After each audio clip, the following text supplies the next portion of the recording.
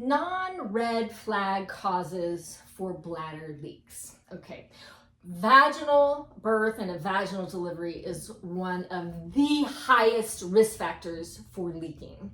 Let's just take a quick look here. Here is a pelvis, and we are looking into the pelvis from below.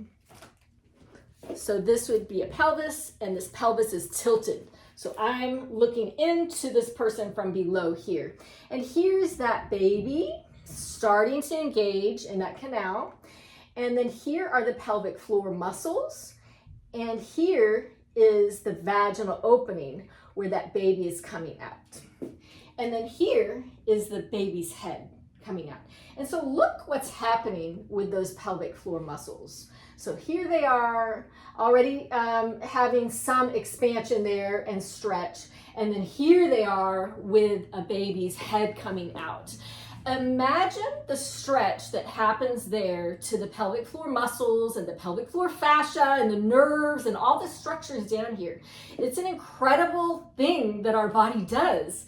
The pelvic floor muscles stretch up to almost 4 times their resting length. So think about that for just a minute. If we think about our bicep muscle, our bicep, and it attaches here at the shoulder and then down at the elbow. So let's say it's about that long, okay? If we took that bicep muscle and we stretched it almost 4 times its resting length, what's gonna happen to that muscle? What's gonna happen to those fibers?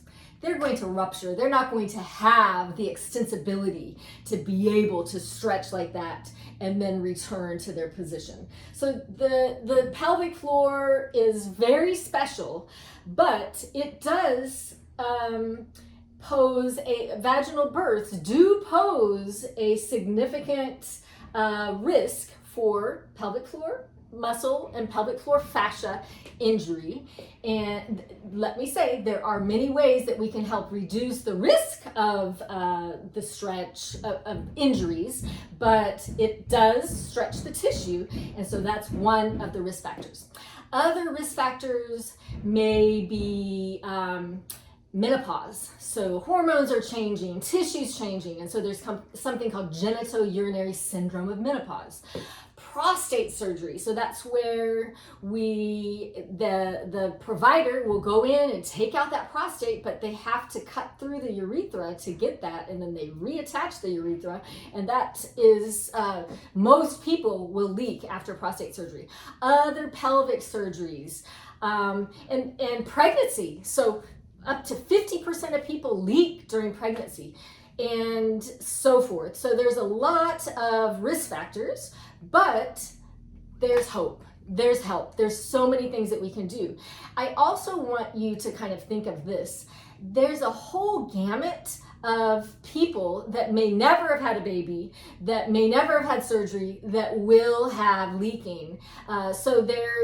It's not just reserved for people that have had vaginal deliveries. It's not just reserved for women. There's children that leak. There's people all the way into their 90s that leak. So the whole gamut. The youngest person that I've worked with was 3 years old, and the oldest person was 94 years old.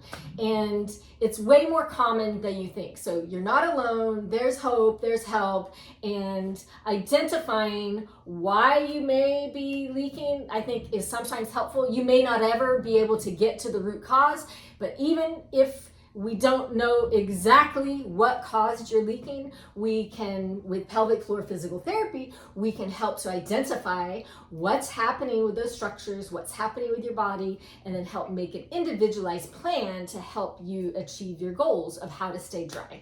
So I hope that was helpful. I know I kind of go off on tangents, and that's just the way my mind works. So I hope that you like that teaching approach, and I hope that you stay with us because I have a lot more to share. Drop any comments below. Thank you.